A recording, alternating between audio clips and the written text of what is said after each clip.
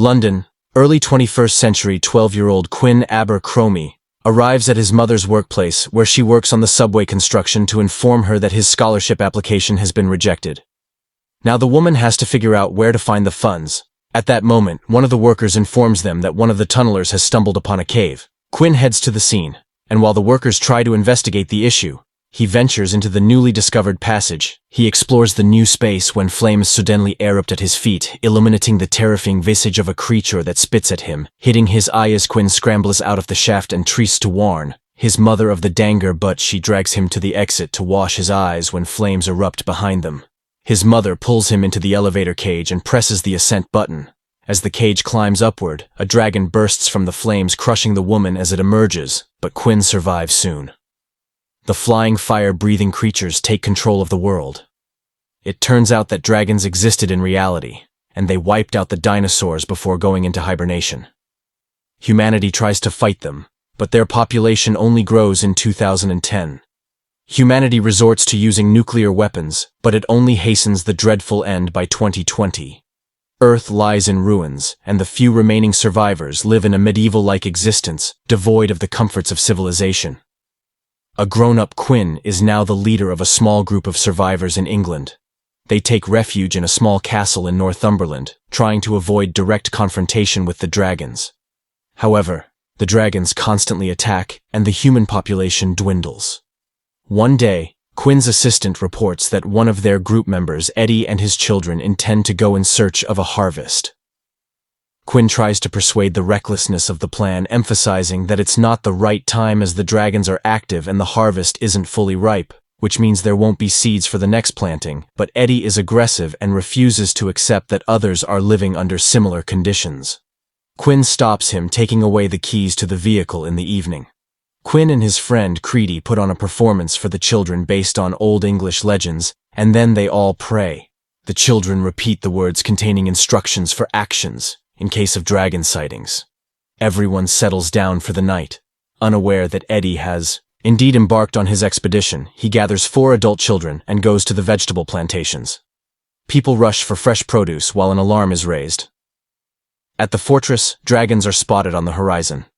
People evacuate the children into secure basements when one of the women reports Eddie and his children missing. Just as they come under attack by the dragons, one of the sons instantly perishes, and Eddie gathers the remaining survivors unable to escape from the engulfed area by fire, waiting passively for their demise. However, Quinn and his people come to their rescue, having reached them in a fire truck and managing to repel the dragon with water. The monster incinerates the front vehicle while the others try to retreat still. Quinn's vehicle's engine fails. Creedy pushes his friend's car with his own, and they escape as the dragon devours the bodies of the deceased. A day later, the radio operator intercepts conversations of unknown individuals. Quinn calls for a general assembly as these could be marauders, no better than dragon attacks. Everyone capable of bearing arms heads out to confront the potential threat soon. Several vehicles bearing U.S. Army insignias approach the citadel gates. A man steps out and demands to see the leader. Quinn goes to meet him. The newcomer introduces himself as Van Zan and requests shelter for his group. For one day, he is a pilot who managed to restore his helicopter and flew here to fight the dragons. Quinn is skeptical as he knows how strong and dangerous these creatures are, and advises the Americans to leave. However, Van Zan then shows him a dragon tooth personally torn from the mouth of the last one he killed recently. He realized that dragons can see in the dark and during the day, but their vision falters in the pre-dusk twilight. His people became the first to successfully kill a dragon, and have been doing it repeatedly since Quinn allows the newcomers to enter their fortress, which doesn't sit well with Creedy.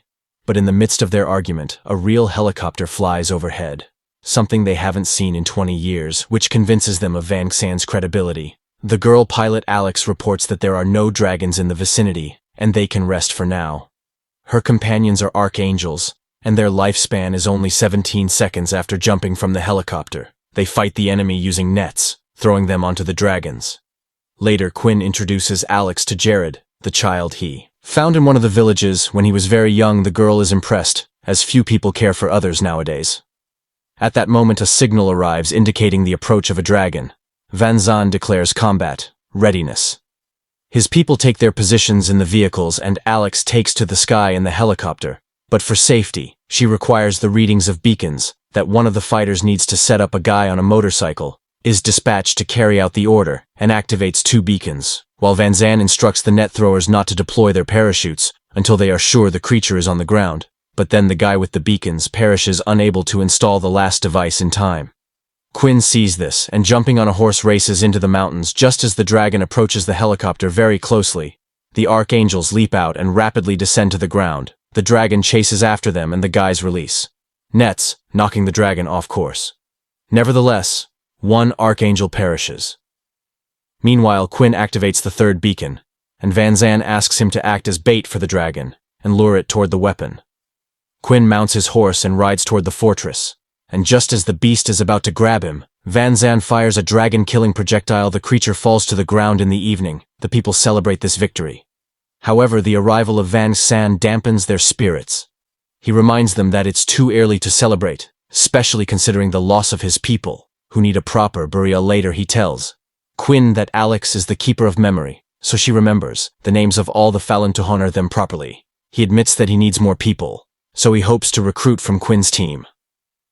Alex explains that their chemists managed to identify the composition of dragon fire, which is identical to Nepal, and that all dragons are females, that reproduce from a single male, presumably based in London. Killing him would eventually put an end to their population.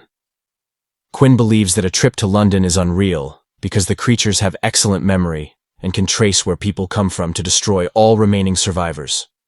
He refuses to risk his people's lives, having seen the very first dragon in the tunnel where his mother died. And knowing its power at that moment, the radio operator reports that Van Zan is not following orders and is currently persuading Quinn's people to join him. The leader rushes to the platform, where the American urges the men to take up arms and resist the dragons. 4 people volunteer, but Van Zan orders the strongest ones to be forcibly taken. Quinn confronts the American and a fight ensues, which Alex interrupts. She leaves a bottle of iodine with Quinn and departs with her commander. As Quinn tends to his wound, he sees Jared packing his belongings as he intends to become an archangel.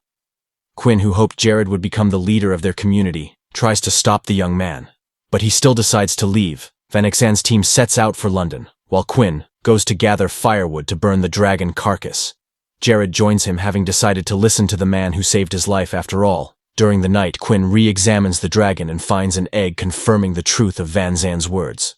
At the same time, Van Zan's group approaches the outskirts of London, where they come under attack by a massive dragon, resulting in the death of nearly the entire military group. Alex calls for Van Zan, but there is no response. The Citadel's radio operator intercepts these negotiations, while Alex lands and finds her commander, who is in shock over the dragon, destroying the entire column in a single strike. Meanwhile, the dragon flies towards the location where Ven's group came from and attacks Quinn's fortress. Quinn orders the children to hide in a shelter equipped with a fire suppression system. They manage to evacuate almost everyone when the dragon releases a powerful blast. Ceedy managed to close the metal doors behind Quinn, but perishes in the flames. To calm the screaming, frightened children, the leader recalls the words of their constant prayer for salvation from dragons. Later, Quinn hears banging and rushes to the door in the hope that Cootie survived, but instead he finds Van Zan and Alex, who have returned to the Citadel. Van Zan gathers all the remaining weapons, because now Quinn insists on the dragon's destruction. They need to reach London at twilight, so they will use a helicopter for the journey. Van Zan leaves Jared in charge, and the trio takes off upon arrival. The people are horrified by the number of creatures, and witness a male dragon devouring its own kind. It appears that they lack food, making the creatures even more dangerous. Quinn suggests approaching the lair through underground tunnels. They head underground, clearing the passages ahead with gunfire. Van Zan gives Quinn special bolts equipped with powerful charges capable of killing a dragon. To do this, they need to wait for the moment when the monster breath is fire, as that's when its chest is vulnerable. The problem is that these bolts have a range of only 15 m, so the one who attempts this task is often killed. The group emerges from the tunnels and engages in a deadly battle with the male dragon. Van Zan intends to climb a tall chimney and asks Alex to lure the dragon away, while Quinn waits for the monster. On the ground, The team splits up to execute the plan. However, upon reaching the designated location, Quinn discovers that he has lost the bolts. Meanwhile, Van Zan climbs up the chimney and shouts for Alex. She runs, luring the dragon, and the soldier shoots, but the gunfire doesn't do much damage to the dragon. So Van Zan charges at it with an axe and perishes. Alex manages to reach Quinn, who admits he is weaponless, and they take cover in the ruins. They try to evade the dragon, which is hunting them, and make a dash towards the location of the destroyed trucks. Alex spots a bolt under the bottom of one of the vehicles, and while Quinn retrieves it, she distracts the dragon. Quinn loads the crossbow and, emerging from cover, manages to shoot the dragon directly in the mouth. There is an explosion, and the creature perishes. Alex encourages Quinn, saying that Van Zan believed in him. 3 months pass. Quinn's group sets up radio towers, re-establishing contact with the outside world, when Jared reports that the French have just contacted them and demand the leader. Quinn, smiling, announces that they need him right now.